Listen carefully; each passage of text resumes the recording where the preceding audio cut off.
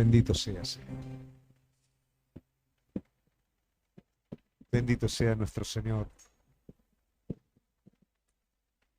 Qué lindo tiempo.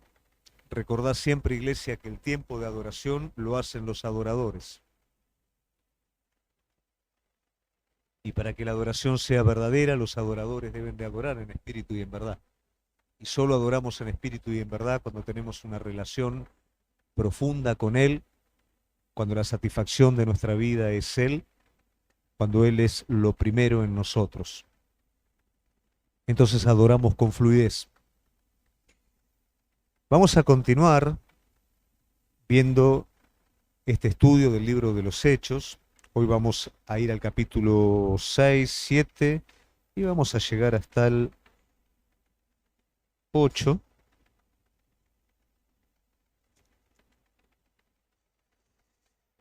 Del capítulo 6 vamos a arrancar del versículo 8 en adelante. Ya estuvimos viendo la primera parte, que fue la elección de los 7 diáconos. Como consecuencia de la labor, una iglesia que crece es una iglesia que demanda atención. Pero qué importante que es que pese a la demanda de atención, no fueron elegidas personas al azar. ¿Cuánto daño hace cuando alguien ocupa un lugar de liderazgo en una iglesia y no tiene las cualidades espirituales que eran un requisito apostólico para esos que iban a cumplir un lugar de diaconado, llenos del Espíritu Santo, de buen testimonio? Eso asegura el crecimiento sano de la iglesia.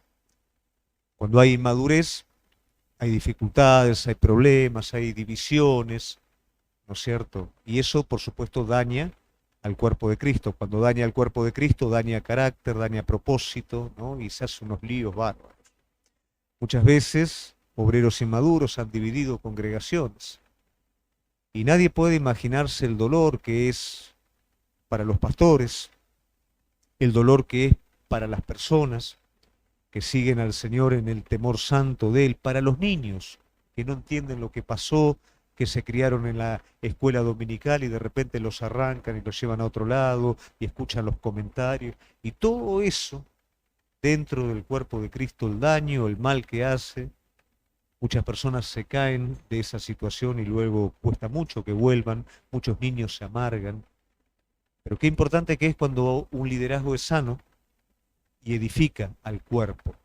Un liderazgo sano es un liderazgo conforme al carácter de Cristo.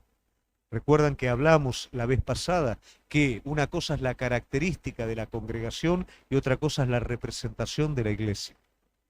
La característica de la congregación es una, la representación de la iglesia la lleva adelante el remanente que crece conforme al carácter y a la obra de Cristo. Ellos representan a la iglesia en su esencia. Entonces el requisito para que estas personas trabajaran tenía que ver con su testimonio, su madurez y la llenura del Espíritu Santo. Es una iglesia de 5.000 personas, de repente. ¿Qué haríamos nosotros hoy, no? Si vienen 5.000 personas de golpe. Empezamos a poner personas para que atajen el asunto.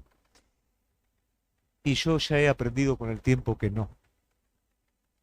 Es preferible ministrar como sea, ¿no es cierto?, toda esa cantidad, y en la medida que líderes espirituales van asomando y van siendo reconocidos por el resto del cuerpo de Cristo, van ocupando un lugar de discipulado, un lugar de entrenamiento para el resto del cuerpo.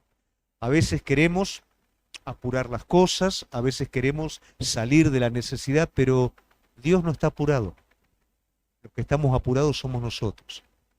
Y las peores equivocaciones que cometemos son o por no hacer nada o por hacer lo que no tenemos que hacer.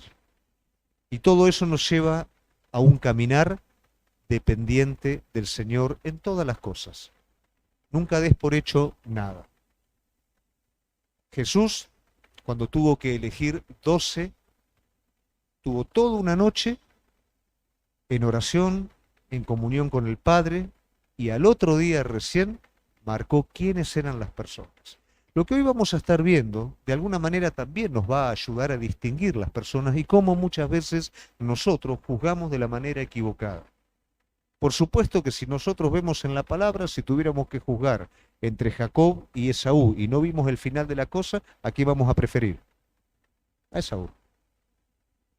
Si nosotros juzgamos entre los discípulos, ¿con quién nos quedamos? Con Judas.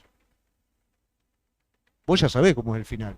Pero Judas hablaba dos idiomas, era intelectual, era preparado, hablaba lindo, políticamente correcto, pero fue el que lo traicionó al Señor, ¿no? Entonces eso nos muestra que nosotros juzgamos de la manera equivocada. Para eso necesitamos depender del Espíritu Santo, que es la cualidad que tenía la iglesia primitiva. Dependía del Espíritu Santo y no del hombre. Por eso es la iglesia que hoy, aún habiendo crecido a estos tiempos presentes, anhelamos en su esencia. Y yo quiero ir hacia ahí. Por eso quiero aprender de esta iglesia. Entonces, en el día de hoy vamos a estar viendo dentro de la iglesia primitiva, así como vimos en los capítulos anteriores, personas que trajeron de alguna manera corrupción a la iglesia, algunos principios de corrupción, pero gracias a Dios eso se frenó, otros directamente intentaron, como lo de Ananías y Zafira, ¿recuerdan? Que el problema fue querer aparentar una cosa, hacer otra, pero inmediatamente la pureza de la iglesia ameritaba que eso no estuviera presente. Y a mí me venía un ejemplo, ¿no? Porque me quedé maquinando con lo de Ananías y Zafira. Pero ¿sabes con qué me quedé maquinando? ¿Cómo fue que algo así en la iglesia primitiva no pasó? Y cómo es que en el presente, ¿no es cierto?, eso pasa. Y yo me imaginaba de alguna manera, me gusta a veces hacerme recreaciones en la cabeza, no siempre salen bien y no siempre les cuento lo que sale, pero esta creo que viene al caso. Hagamos de cuenta, ¿no?, que una persona está en un lugar y hay un alambre con 300, 400 volts, ¿no es cierto?, que dice prohibido pasar porque del otro lado hay campo minado. Y la persona va a pasar y se agarra del alambre. ¿Qué pasa? Yo creo que eso pasó en la iglesia primitiva con Ananías y Zafira. Lo que creo que pasa en la iglesia actual es exactamente lo mismo sin el alambre, que es mucho más peligroso. Porque si pasamos por el otro lado, el campo está minado, podemos morir. Y cuando me refiero a morir, es morir espiritualmente. Y lo peor que nos puede pasar es morir espiritualmente y creer que estamos vivos. Entonces, un poquito eso me daba vuelta en la cabeza, por eso cada uno es responsable de sí mismo, de su relación con Dios y de su vida espiritual. Como Ananías y Zafira podemos aparentar algo que realmente no está presente, y eso solamente lo conocemos nosotros y Dios. Podemos engañar al hombre, pero a Dios no lo podemos engañar. Entonces, antes de engañar al hombre o trabajar en una apariencia, usted sea sincero con Dios. Y como dijimos, la palabra, no se acostumbre a la palabra. Léala detenidamente y deje que la palabra lo desnude a usted y me desnude a mí. Hay veces que ya sabemos lo que dice, pero no necesariamente lo vivimos. Dejemos que la palabra nos hable, nos refleje como un espejo y de esa manera podamos corregir en el amor a Cristo nuestra interioridad. Bueno, dicho todo esto, vamos a arrancar entonces con Hechos capítulo 6, versículo 8 en adelante, y hasta el capítulo 8 van a haber tres personas, ¿no?, que son distintivas, que van a tener que ver con el desarrollo de la iglesia primitiva. Una de ellas es Esteban, la otra es Saulo, todavía no le vamos a decir Pablo porque está ahí es Saulo, todavía está haciendo lío, y la otra es Felipe. Va a aparecer un tercero, pero no le vamos a dar mucha preponderancia, que es Simón el Mago, pero luego en la conclusión vamos a hablar un poquito de los cuatro y vamos a tratar de vernos reflejados. Entonces vamos a ver a partir del capítulo 6, versículo 8,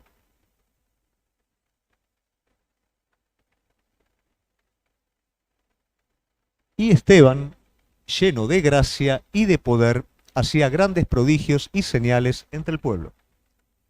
¿Quién era Esteban? Uno de los diáconos.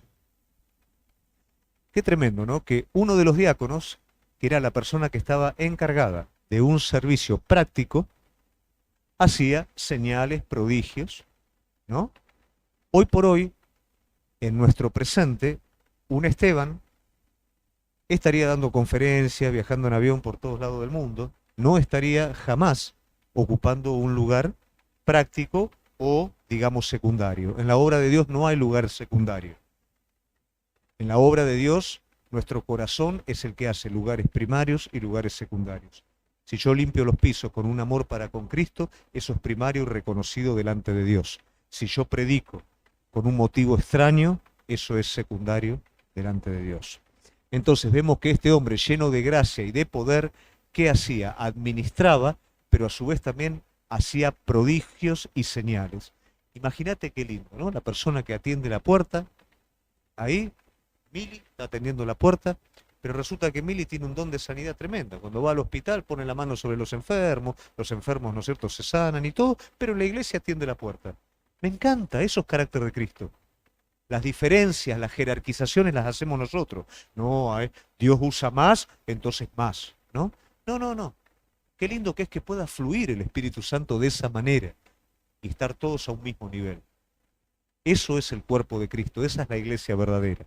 Nosotros somos los que hacemos lío después, ¿no? Entonces vemos que Esteban, uno de los que fue elegido, hacía señales, ¿no? Era un fenómeno, pero era un diácono. Y está bien.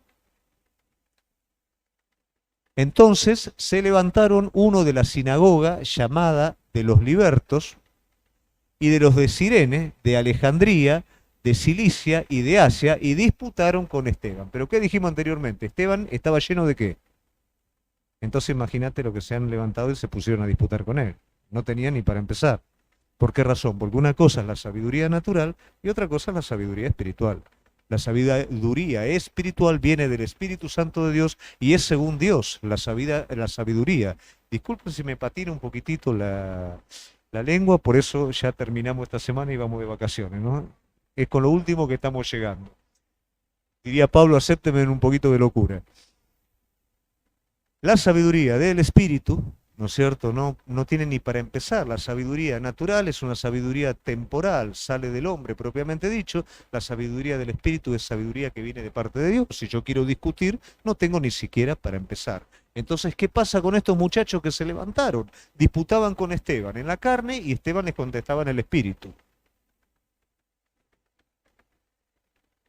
Pero no podían resistir la sabiduría y al espíritu con que hablaba. Es exactamente igual que Jesús. ¿Te acordás que cuando él hablaba y daba las razones de la verdad, los fariseos se tenían que callar la boca?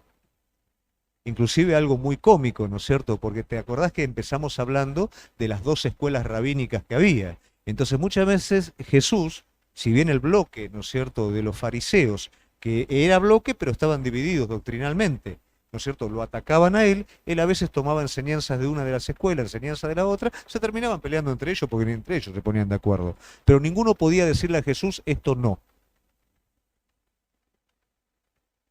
Entonces sobornaron a unos para que dijesen que le habían oído hablar palabras blasfemas contra Moisés y contra Dios. Esto es importante en este asunto. Cuando no me alcanza lo que tengo para enfrentar la verdad, ¿qué pasa? Tengo que aceptar, que generalmente nadie acepta.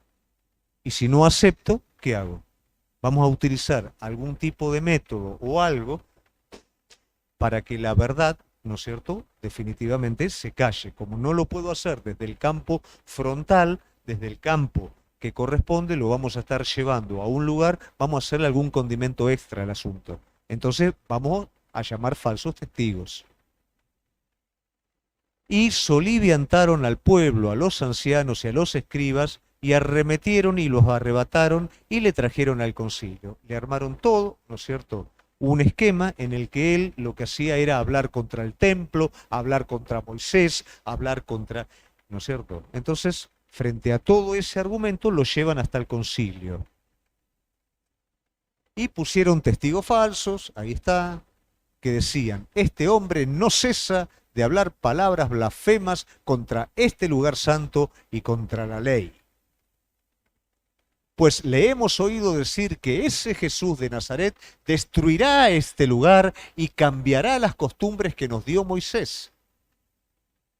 Entonces todos los que estaban sentados en el concilio, al fijar los ojos en él, vieron su rostro como el rostro de un ángel. Esta es la otra parte. ¿Qué pasa si a vos te calumnian? Si ponen palabras en tu boca que vos no dijiste, si ponen testigos falsos, ¿qué te pasa a vos? No me conteste ahora, pero puedo imaginarlo porque también puedo imaginar lo que me pasaría a mí, ¿no? Este hombre refleja a través de su rostro a Cristo frente a esta realidad. ¿Qué quiere decir?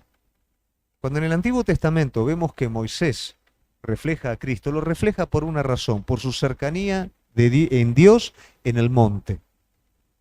¿Por qué Esteban refleja en su rostro a Cristo? Por su cercanía espiritual con Él. Lo que Esteban está queriendo decir aquí es: Dios camina entre nosotros. El templo no es solamente el templo de piedra, sino que Dios vino a partir de la obra de su Hijo Jesucristo a morar en el corazón de cada uno de nosotros. Él está viviendo el mensaje que está predicando. Él ya lo está viviendo. ¿Y cuál es el resultado? No solamente predicar según verdad, sino también expresar la santidad de Dios a través de sí mismo. Toda persona llena del Espíritu Santo expresa, aunque otro no entienda, la presencia de Dios. Algunos hablan pero no expresan, otros expresan pero no hablan. Lo ideal es hable y exprese, ¿no es cierto? Eso es producto de una relación completa con el Señor. El sumo sacerdote dijo entonces: ¿es esto así? El sumo sacerdote supuestamente se entiende que es Gamaliel, ¿no es cierto? Cuando él le está preguntando ¿es esto así?, todo por lo cual los acusan a Esteban es traición. Y eso, por supuesto, es la muerte. Entonces, políticamente correcto, el sumo sacerdote dice, para ver qué le va a responder Esteban: Esteban, ¿esto es así realmente? Si está metiendo los testigos falsos, todo, ¿no? ¿Es esto así realmente? Y él dijo: varones hermanos. Él no le va a contestar directamente a Gamaliel, sino que a través de 49 versículos, él lo que va a hacer es citar la palabra de Dios. No le va a responder. Esos son los errores que nosotros cometemos cuando discutimos a veces, que no tenemos que discutir, cuando discutimos con las personas, ¿no es cierto?, que le contestamos desde nosotros mismos, desde nuestra experiencia, en vez de traerle la palabra de Dios y dejar que la persona resuelva sus problemas con la palabra. No se pelee usted. Primero, que no se tiene que pelear con nadie. No es saber quién se sale con la suya. Usted conoce la verdad y la persona que se pierde tiene que conocer la verdad. Y si usted se pelea con el que se pierden los dos.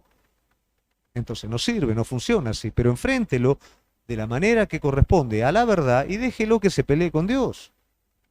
Que es lo que está haciendo Esteban acá. Entonces, yo soy traicionero porque estoy faltando a la ley, porque estoy diciendo que el templo, ¿no es cierto?, que lo van a tirar a patada y se va a caer. No, bueno, vamos a ver. Mi defensa empieza desde la palabra de Dios. Por 49 versículos, Esteban, ¿qué es lo que hace? Esteban empieza hablando desde Abraham. Sigue hablando de cómo lo sostuvo el pueblo a través de José. Sigue hablando cómo Moisés, toda la historia de Moisés, cómo Moisés fue llamado, cómo después Moisés se equivoca, cómo espera en el desierto, cómo el Señor lo levanta de nuevo, cómo el pueblo sigue, ¿no es cierto?, contra Moisés, se levanta contra Moisés, pero cómo finalmente Moisés recibe la directiva divina del tabernáculo y a partir de ahí luego el templo. Esteban quiere llegar al mensaje verdadero que había distorsionado los testigos. El mensaje verdadero, ¿quién es? Cristo en nosotros. Bíblicamente, Moisés señaló en un momento: ¿cómo sabrá la gente de la tierra, nosotros que pertenecemos nosotros a vos, si vos no caminás entre nosotros? Entonces, lo que Esteban está queriendo decir aquí es Dios entre nosotros, no se está defendiendo. No estoy hablando de tirar a patadas del templo, estoy diciendo que el Señor no habita en templos hechos por manos de hombre, sino que habita en el corazón de cada uno de nosotros. Si todo hubiera quedado ahí, ¿no es cierto?, bueno, se hubiera ido cada uno y hubiera pensado, pero a esto, ¿qué es lo que agrega Esteban? Y bueno, vuestros padres resistieron a los profetas en la antigüedad. No le hicieron caso, de la misma manera que ustedes ahora lo están resistiendo. Y esa fue la frutillita en la torta, lógico, ¿no es cierto? ¿Eso qué fue lo que hizo? Después de pasearlos por toda la palabra, de enseñarles absolutamente todo, les está diciendo a los oyentes, a los que los están cuestionando, ustedes hicieron exactamente lo mismo que vuestros padres hicieron.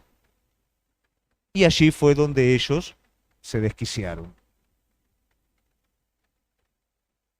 Muy bien, vamos a pasar directamente, no vamos a leer todo el discurso de Esteban, ahí son 49 versículos, entonces vamos a ir directamente al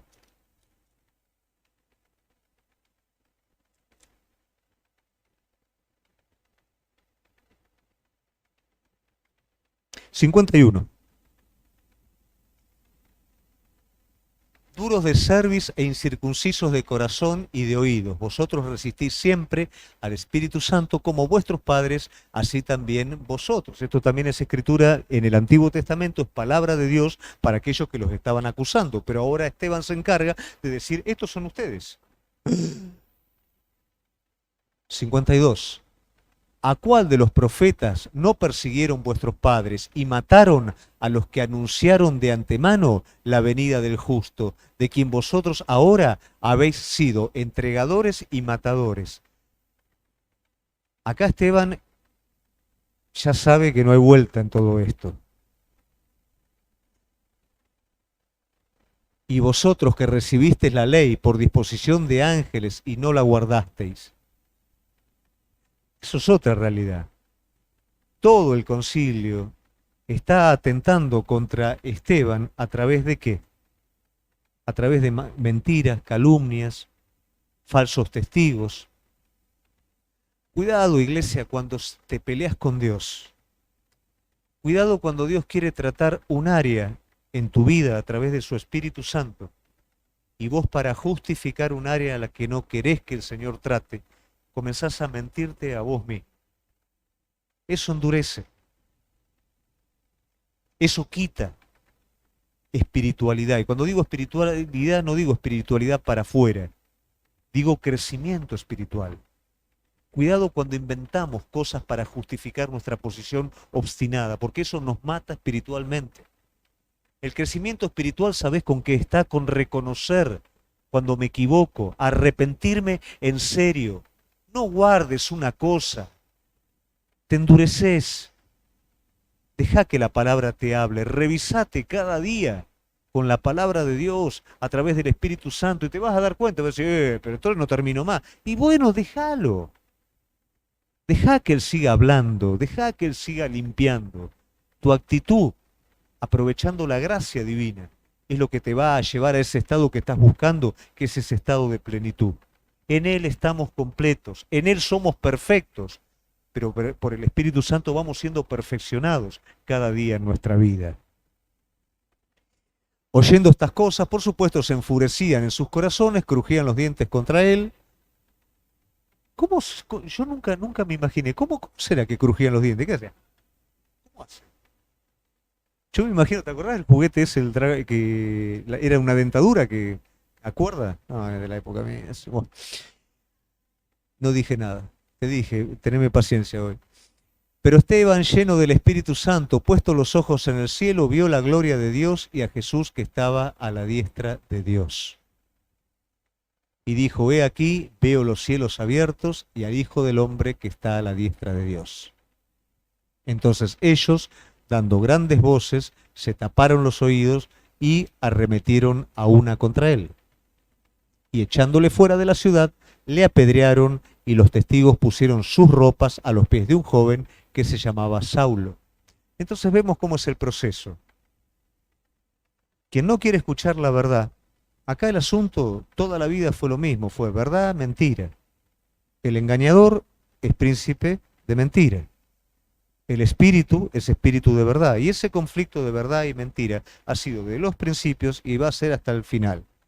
El problema es que nosotros estemos despiertos a esto y aprendamos a resolverlo primero adentro nuestro. Acordate siempre de este principio. Las cosas pasan adentro, no pasan afuera. Las cosas pasan adentro. Sí, pero esa persona que tiene un problema conmigo, si vos estás mal adentro, eso te va a afectar. Si vos estás bien adentro, eso lo vas a resolver. Sí, pero que él me estafó con tanto dinero. Si vos estás bien adentro, eso lo resolvés. Afuera no tiene poder sobre nuestro corazón. Es cómo estoy yo de adentro. Esa es la parte más importante. Echándole fuera de la... No, volvemos para atrás. Lo matan. Primeramente, ¿qué hacen? No soportan la verdad. Segundo, le ponen testigos falsos. Y tercero, ¿qué pasa? Lo matan. Tengo que callar la verdad de alguna manera. ¿No le parece muy, muy falto de sentido común que una comunidad como la comunidad cristiana, que tiene favor con todo el pueblo, que predican el amor, los maten? Un hombre que está perdonando a sus verdugos, pidiéndole a Dios que no tenga en cuenta lo que le están haciendo, estén matando. ¿No le parece algo muy, muy diabólico todo esto? ¿No le parece algo muy real de lo que predicamos y vivimos? Usted ve estos muchachos que tocan los platillitos, que son re pacíficos, los que se visten de naranja, son monjes, nadie se mete con ellos. Y son pacíficos, te dan, qué sé yo, te dan alfalfa, ¿viste? Lo que comen ellos son, ¿no? Nadie se mete con ellos. Ahora un cristiano habla del amor de Cristo y lo matan, es algo espiritual, es algo que tenemos que entender. Entonces terminan llevándolo a la muerte de esta manera. La verdad no la escuchan, lo calumnian, ponen testigos falsos y finalmente lo matan. Pero acá, ¿quién aparece? Saulo. ¿Qué dice la palabra? Los testigos pusieron sus ropas a los pies de un joven que se llamaba Saulo. No es que pusieron la ropa de Esteban a los pies de Saulo. Todos creemos eso. No, no. Ellos se sacaron los mantos, se los dejaron a Saulo para que Saulo los vigilara, los cuidara para poder tirar mejor la piedra. En serio, no es chiste esto, ¿eh? Nosotros creemos que lo desnudaron a Esteban y no, no, no. Esto es la ropa de ellos, la pusieron ¿no? Cuidamos que en 5 minutitos vuelvo. Se lo pusieron a los pies de Pablo para poder tirar mejor, ¿no? Porque con los mantos no podían. Entonces, para poder tirar mejor las piedras. Apedreaban a Esteban mientras él invocaba y decía: Señor Jesús, recibe mi espíritu. Vemos que prácticamente el proceso es muy similar en todo a lo que vivió Jesús, ¿no? Y puesto de rodillas, clamó a gran voz: Señor, no les tomes en cuenta este pecado. Y habiendo dicho esto, durmió. Aquellos que pretenden vivir justa y piadosamente van a recibir persecución por causa de la verdad. La verdad es perseguida por la mentira. La mentira forma su propio reino. Y vuelvo a repetir, cuidado adentro nuestro. Cuando la mentira forma el reino adentro nuestro, protege el reino y lo defiende con hostilidad. Y la forma de defenderlo con hostilidad es hacer callar a la verdad. Si no la hago callar, le pongo testigos falsos. Y si no alcanza con los testigos falsos, la mato. Saulo consentía en su muerte. En aquel día hubo una gran persecución contra la iglesia. Acá es la primera persecución que hay frente a la iglesia a nivel grupo.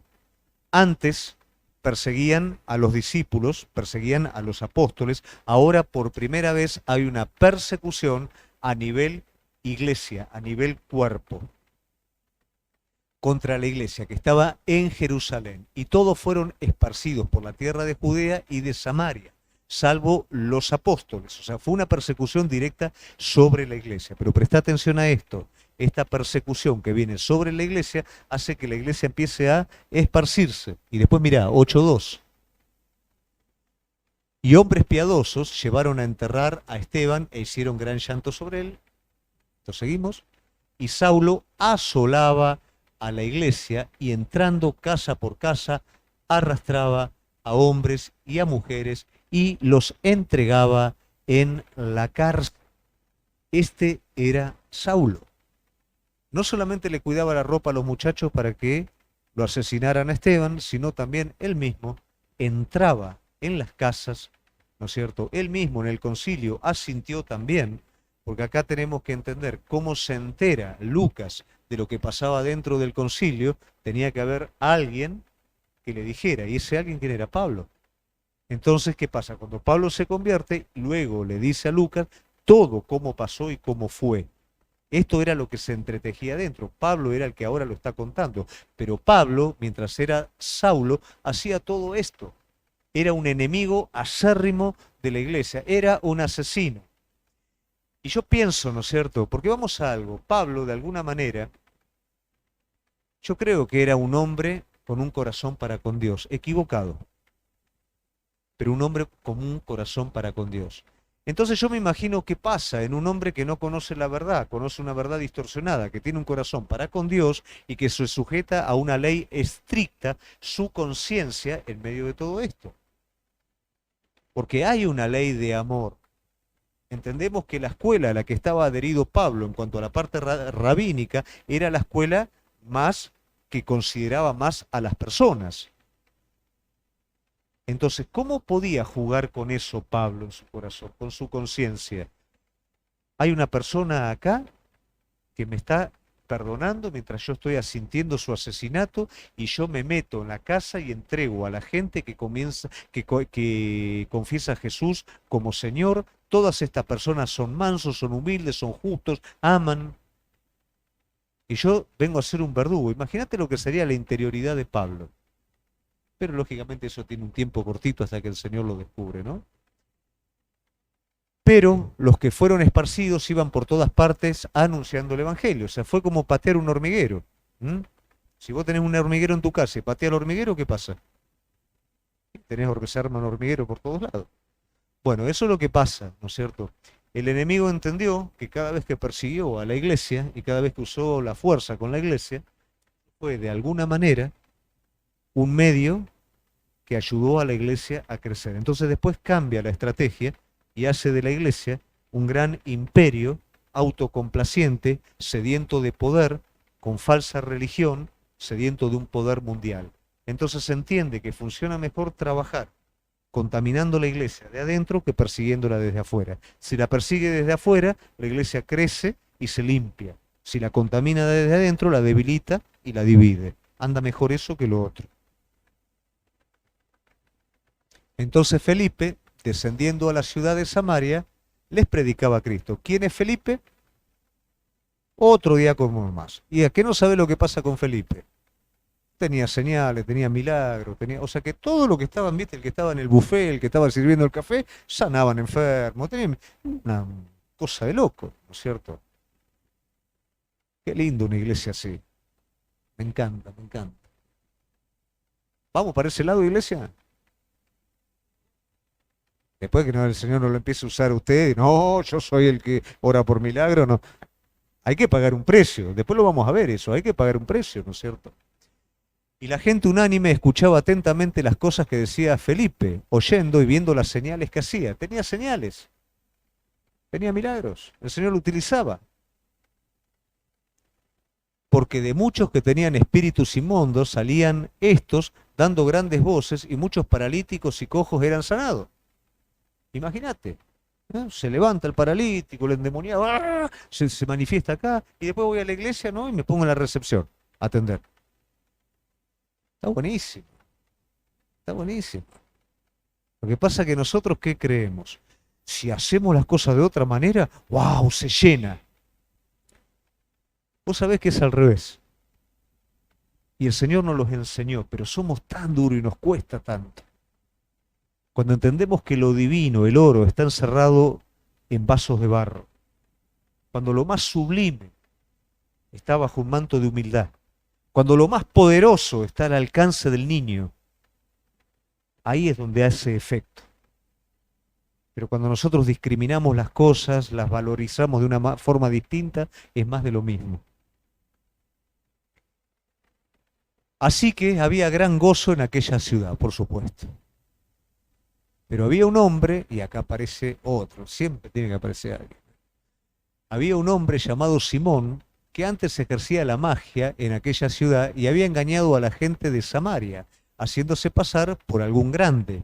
En ese entonces magia tenía que ver también con la medicina, era magia, ¿no es cierto? Había una magia dedicada, por así decirlo, a la sanidad y había una magia directamente que tenía que ver con la hechicería, ¿no? Supuestamente este hombre ejercía la magia desde el lado de la medicina, ¿no? Y parecía que lo que hacía, él era uno de los grandes, ¿no? Pero bueno, eso dice que fue antes, se hacía pasar por algún grande. Y parece ser que este hombre se convierte, ¿no? Porque fíjate lo que dice en Hechos 10. A este oían atentamente todos, desde el más pequeño hasta el más grande, diciendo, este es el gran poder de Dios. O sea, ¿qué escuchaban? Que este hombre hablaba de Dios, de alguna manera. Entonces, lo que yo hago, que es magia, que es engaño, lo hago en el nombre de Dios. Entonces, tenía un poquitito esa fama. Hay cosas que no son de Dios. Hay cosas que son chantajes emocionales. Y aunque se hagan en el nombre de Dios, son cosas que suceden en la emoción de la persona y no en el espíritu. Por eso tiene que tener mucho cuidado. Cualquier señal nunca lo tiene que llevar al hombre. Cualquier señal que usted ve lo tiene que llevar a Cristo. Y si la persona que ministra lo sobrenatural de Dios no lleva a Cristo, tenga mucho cuidado. Y le estaban atentos porque con sus artes mágicas les había engañado mucho tiempo. Pero cuando creyeron a Felipe, que anunciaba el Evangelio del reino de Dios y el nombre de Jesucristo, se bautizaban hombres y mujeres. O sea, mientras él estaba con una enseñanza rara, con un chantaje emocional, viene Felipe y predica el Evangelio como corresponde. Entonces, ¿qué pasa? ¿Cómo hago para saber cuál es el error? Y tengo que compararlo con la verdad. La verdad no se defiende, la verdad es verdad por sí misma. Y frente al error, prevalece. También creyó Simón mismo, no, hasta él creyó. Y habiéndose bautizado, estaba siempre con Felipe y viendo las señales y grandes milagros que se hacía, estaba atónito. Entonces podemos decir que Simón se convirtió. ¿Mm? ¡Qué bueno! Imagínate todo el resto. El mago se convirtió. Eso es lo que decimos nosotros, ¿viste? Como los artistas, ¿no? Se convirtió este, se convirtió el otro. Pero no termina ahí el asunto. Cuando los apóstoles que estaban en Jerusalén oyeron que Samaria había recibido la palabra de Dios, enviaron allá a Pedro y Juan. Por excelencia, en Jerusalén, como decimos, es donde, como decimos acá, ¿no? El Señor atiende en capital. Bueno, en Jerusalén era donde se comía, se cocinaba toda la torta. Pero ahora, ¿qué pasa? En Samaria, que es el lugar más relegado por los judíos, comienza a haber un avivamiento y en Jerusalén la iglesia es perseguida. Entonces, ahora, por así decirlo, lo bueno, lo lindo, lo que a todos nos gustaría ver estaba en Samaria. Entonces, entendiendo esto, se mandan maestros ¿para qué? Para que en Samaria crezca una iglesia fuerte, predicadores fuertes, maestros fuertes, para que la iglesia en Samaria se fortalezca, que por supuesto Pedro y Juan, los cuales habiendo venido oraron por ellos para que recibiesen el Espíritu Santo. Era lo que estaba faltando. Nosotros podemos tener conocimiento de la verdad, podemos tener información, pero si el Espíritu Santo no llena nuestras vidas, nos va a estar faltando la vida de Cristo adentro nuestro. Vamos a ser personas naturales con conocimiento religioso, pero no vamos a ser personas espirituales. Cuando el Espíritu Santo llena nuestras vidas, cuando la vida de Cristo comienza a desarrollarse en nosotros, ahí es donde se comienzan a ver los verdaderos cambios. Los cambios que queremos ejercer nosotros por nuestra propia fuerza no duran, porque son naturales. Cuando nosotros permitimos que la vida del Espíritu Santo, la vida de Cristo, se exprese a través de nosotros, ¿cómo? ¿Forzamos? No, nos negamos. Cuando nosotros nos negamos a nosotros mismos, la vida de Cristo sale. Y a partir de ahí comienzan los cambios verdaderos. Muchos se frustran porque tratan de cambiar por sus propias fuerzas. No vamos a poder hacerlo. Nuestra vida es una vida por medio de la fe. Es una vida de gracia. Cuando más valoramos la gracia y más la entendemos, cambios reales comienzan en nuestra vida. Si no, de lo contrario, no salimos de ahí. Porque aún no había descendido sobre ninguno de ellos, sino que solamente habían sido bautizados en el nombre de Jesús. Escucharon, creyeron, pero estaba faltando la parte más importante. Entonces les imponían las manos y recibían el Espíritu Santo. Cuando vio Simón que por la imposición de las manos de los apóstoles se daba el Espíritu Santo, les ofreció dinero. ¿Qué pasa? No todo el que dice Señor, Señor, no todo el que sigue la multitud es. Muchas veces, ¿qué pasa en la iglesia? ¿Cómo puede ser que ese hizo esto? Nadie se rompe la cabeza por caerse de 30 centímetros. Se rompe la cabeza el que se cae de un piso, dos, tres, cuatro. Eso viene desde hace rato. Es muy difícil que una persona espiritual se dispare directamente para el otro lado. Se puede ir deslizando y todo, pero que se dispare para el otro lado porque está la vida de Cristo adentro. La conversión verdadera me lleva a que no a ser mejor persona. Eso es una consecuencia. La conversión verdadera es que pese a veces a ser un cachivache, ¿no es cierto? El Señor viene a morar adentro mío, comienza a trabajar con ese cachivache y lo hace a imagen de Cristo. Entonces, ¿qué pasa? Acá con Simón parecía que era creyente, parecía que se había convertido, pero frente a lo primero, ¿qué es lo que salta? ¿Eh? Decime cuánto vale esto, dale. ¿No? Pero pará, Simón, nunca largaste lo otro entonces. No, esto es mejor, yo te lo pago, pero dámelo. Entonces acá los apóstoles le hablan a él de manera enérgica, diciendo, bueno, acá lo dice él, ¿no? Dadme también a mí este poder para que cualquiera a quien yo impusiere las manos recibiera el Espíritu Santo. Y te das cuenta que el Espíritu ni siquiera lo había visitado, no estaba presente ahí. Lo único que estaba era su naturaleza. Entonces Pedro le dijo, tu dinero perezca contigo porque has pensado que el don de Dios se obtiene con dinero. Recordá Pedro saliendo, ¿no es cierto?, encontrándose con el cojo, diciéndole, no tengo plata ni oro, pero lo que tengo te doy. Frente a eso, ¿no? Y frente a esto es la respuesta del apóstol. No tienes tú parte ni suerte en este asunto porque tu corazón no es recto delante de Dios. A veces nos sentimos acusados por nuestra naturaleza, pero el asunto no es tanto las tendencias que tenemos, sino las prácticas que hacemos.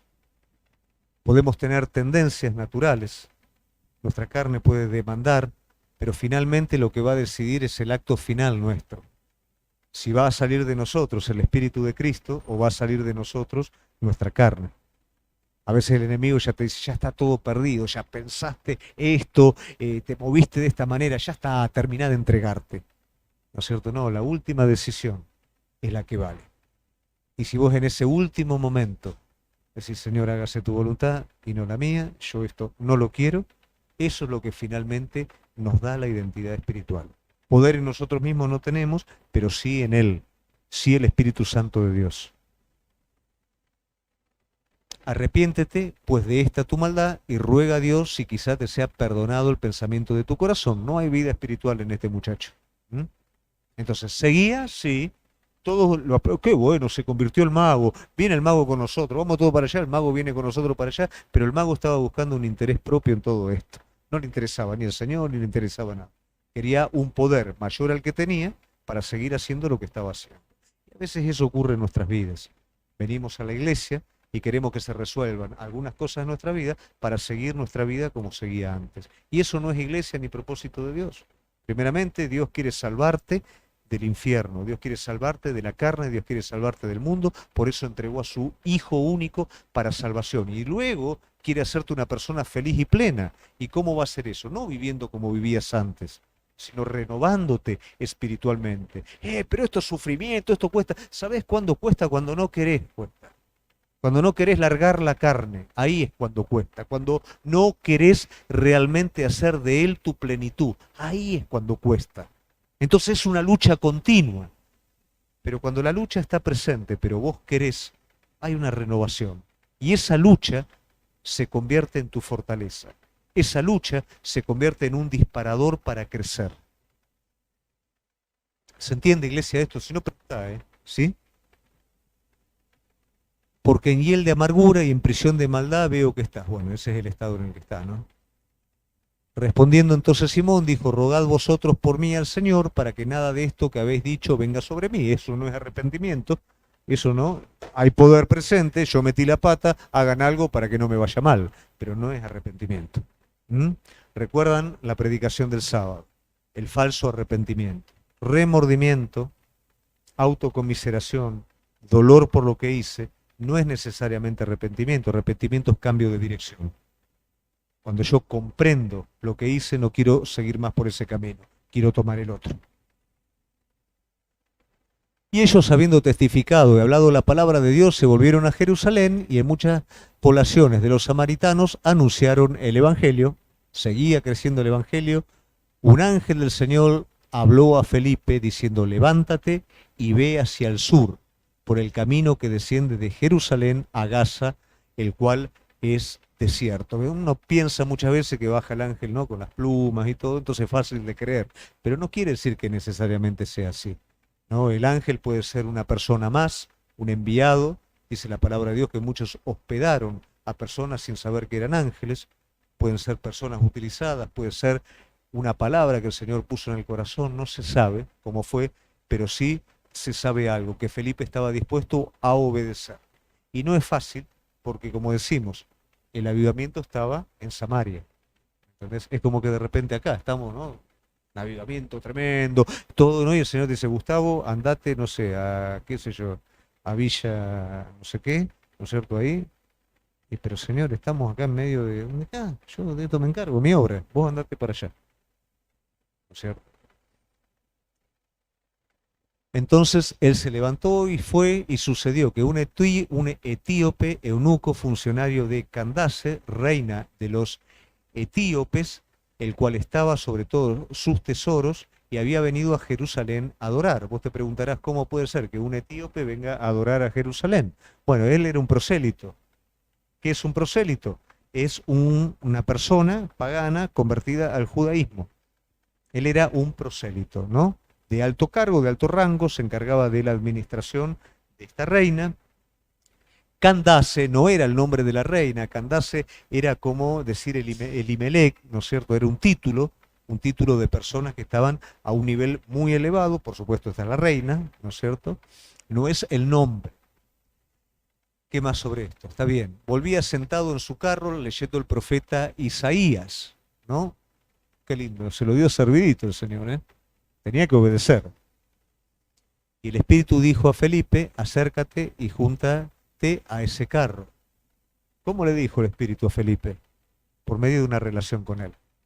El Espíritu nunca te va a hablar de esa manera si cuando te dice, deja acá y anda allá, no le haces caso. A veces nosotros queremos que el Espíritu Santo nos hable cuando no hacemos caso a donde nos quiere dirigir o donde nos quiere llevar. Entonces una relación con Dios es algo completo. Si no hay obediencia, no hay relación con el Espíritu. Es algo entendible eso. Acudiendo Felipe, le oyó que leía el profeta Isaías y dijo, ¿entiendes lo que lees? Él dijo, ¿cómo podré si alguno no me enseñare? Y rogó a Felipe que subiese y se sentara con él. Una de las cosas que nosotros generalmente tenemos por costumbre, cuando le predicamos a alguien el Evangelio, la persona dice, ¿y ahora qué tengo que hacer? Lee la Biblia. La persona no tiene idea de lo que dice en la Biblia, de lo que quiere decir en la Biblia. Vos sos el que tiene, como Felipe, que acercarte a ese carro y tener un compromiso con esa persona, si la persona quiere, de poderle enseñar qué es lo que dice. Pero si vos le decís a la persona, agarra Apocalipsis, mirá si la persona agarra Levítico, agarra la Biblia, agarra Levítico o agarra Apocalipsis, se pone a leer, no entiende nada. Alguien le tiene que explicar.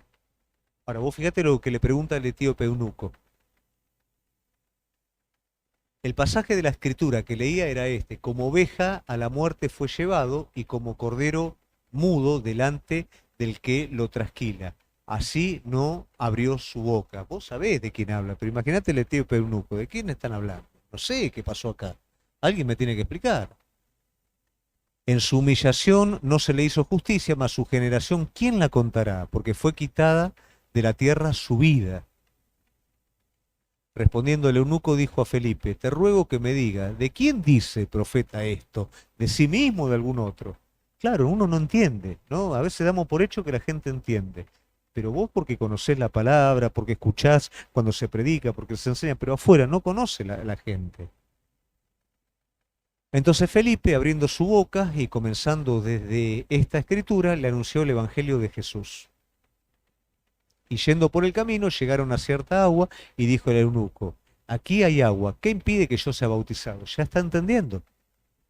todo lo que le fue explicando, cómo le explicó el Evangelio, quién era el Cordero, le explicó absolutamente todo y le explicó cuál era la manera también. Entonces, ¿qué impide? A veces nosotros tenemos ciertos temores de decirle a la gente, ¿no es cierto?, todo como es, porque tenemos miedo que lo rechace. A ver, yo no sé si esa persona mañana va a vivir. Entonces, no tengas temor que rechace y te quedes vos con cosas, ¿no es cierto? Decirle las cosas como son y luego la responsabilidad de la persona en la decisión que va a tomar. A veces queremos ser políticamente correctos, no tenemos que ser tirabombas, ¿no? Hacer cosas raras. Pero muchas veces somos políticamente tan correctos que no decimos absolutamente nada por miedo a ofender. Y la realidad es que esto es un asunto de vida o muerte. Entonces usted tiene un mensaje de salvación para alguien que se está perdiendo. Dígaselo como es, con el amor de Cristo, con el cuidado, con la sabiduría, pero dígaselo como es. ¿Cuál es el resultado? Que él se quiere bautizar, por supuesto. Felipe dijo, si crees de todo corazón, bien puedes. Y respondiendo dijo, creo que Jesucristo es el Hijo de Dios. Y ahí se terminó. No es, bueno, tenés que venir a la iglesia, tenemos que llevar a la iglesia. No, ahí. Y mandó parar el carro, descendieron ambos al agua, Felipe y el eunuco, y le bautizó. Cuando subieron del agua, el Espíritu del Señor arrebató a Felipe. No me preguntes cómo lo arrebató, no tengo idea. Busqué, pero no tengo idea, no sé. Pero probablemente puede llegar a ser una de las maneras en cómo la iglesia en un futuro va a ser arrebatada, ¿no es cierto? Pero cómo fue realmente, no tengo idea. Y el eunuco, a ver, volvemos un poquito para atrás, y el eunuco no le vio más y siguió gozoso su camino. Mirá el gozo que tenía, ¿no? Desapareció Felipe en el aire, no importa, yo estoy bien, ¿no? Iba para adelante, pues está convertido. Ese es el fruto de una conversión verdadera. No importa qué le pasó a Felipe, ¿no? Ahora, este etíope eunuco, muchos consideran, ¿no?, que es el padre del cristianismo hacia los coptos. O sea, lo consideran como que desde él, ¿no es cierto?, el cristianismo copto fue el que comenzó a crecer, desde el etíope eunuco. Entonces vos fíjate la sabiduría de Dios que toma a una persona desde un avivamiento, lo lleva a un lugar donde parece que no pasa absolutamente nada, esa persona se convierte y después desde esa persona se van a convertir miles de personas. ¿Estás dispuesto a ir a donde el Señor te dice cuando la condición es favorable en donde vos estás? Porque escaparnos cuando la cosa no funciona es fácil, ¿no? No hay nadie. La iglesia no crece ni nada. Tenés que ir allá. Sí, Señor, vamos. Pero la iglesia está en un avivamiento. Tenés que dejar y tenés que ir allá. ¿Vamos? No sé, cada uno sabrá. Pero Felipe se encontró en Azoto y pasando anunciaba el Evangelio en todas las ciudades hasta que llegó a Cesarea. Este es el último, ¿no? Entonces, para redondear un poquito, aquí tenemos 4 personas, 3 personas que son principales, ¿no? Lo tenemos a Esteban, lo tenemos a Felipe. ¿Qué son Esteban y Felipe? Son 2 diáconos, pero son 2 diáconos llenos de Espíritu Santo, son 2 diáconos llenos de propósito, que el Señor los utiliza de una manera tremenda. Y por otro lado tenemos otras 2 personas también, lo tenemos a Simón el Mago y a Saulo. Ahora bien, ¿qué tiene Esteban y qué tiene Felipe? En ellos hay entrega y en ellos hay obediencia. Entrega al punto de poner su propia vida por Cristo. Uno dice, pero se terminó tan cortita fue, y muchos consideran que fue la muerte de Esteban la que permitió que Pablo, luego, ¿no es cierto?, fuera, por así decirlo, la gotita que rebalsó en el interior de Pablo, y luego eso favoreciera la conversión. Algunos dicen que la muerte de Esteban fue el aguijón que acompañó a Pablo en todo momento. Y si eso fue, más que bien también. Fíjate el fruto de esa obediencia. Felipe, ¿qué es lo que hace? Obedece al Señor, cambia una situación favorable por una situación que aparentemente es incierta, pero Dios es el que lo está mandando. Ahora, ¿qué 2 cualidades importantes para una iglesia avivada? La entrega y la obediencia. Mientras que por el otro lado vemos totalmente lo opuesto, alguien que cree servir a Dios y estar completamente en oposición a la iglesia de Jesucristo. De hecho, Jesús dijo, muchos van a decir que están sirviendo a Dios, ¿no es cierto? Y los van a estar persiguiendo a ustedes. Un religioso, ¿no?, que está, por así decirlo, dando cosas contra el aguijón. y una persona egoísta que tiene intereses personales en la obra de Dios, queriendo sacar rédito propio, que no necesariamente en el caso de Simón es dinero, pero muchas veces queremos sacar otra cosa de la obra de Dios, vanagloria propia, realización personal. Entonces, ¿cómo daña todo eso al cuerpo de Cristo? ¿Cómo daña al cuerpo de Cristo una persona que parece convertida y luego no es convertida, ¿no es cierto? Y hace lío dentro del cuerpo. ¿Cómo daña todo eso? Pero también hay otra realidad. ¿Qué pasa? Y ponete en este lugar. Vos estás en la iglesia primitiva y por un lado lo tenés a Pablo y por el otro lado lo tenés a Simón, que renunció a sus artes mágicas y que viene con todo el resto de los creyentes. ¿Con quién te queda de los dos? No me va a decir que te queda con Pablo porque no, nadie se queda con Pablo. Está persiguiendo a la iglesia. Pero ¿quién es el que conoce el corazón y qué es lo que hay adentro de las personas? Eso nos llama a la reflexión. Nosotros no somos jueces para juzgar absolutamente a nadie. Las apariencias no son el testimonio completo de las personas. Hay personas que tienen apariencia de justicia y no lo son. Hay personas que parecen, ¿no es cierto?, que son iracundos, egoístas, pero tienen un corazón para con Dios. Es todo un asunto de tiempo. La persona que no tiene un corazón para con Dios va a ser igual siempre.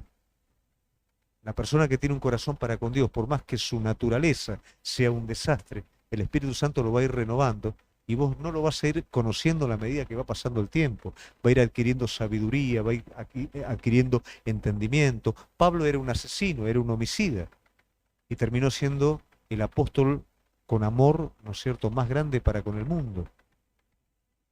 Entonces, esa es la obra de Dios. Y eso es lo que nosotros tenemos que entender y comprender.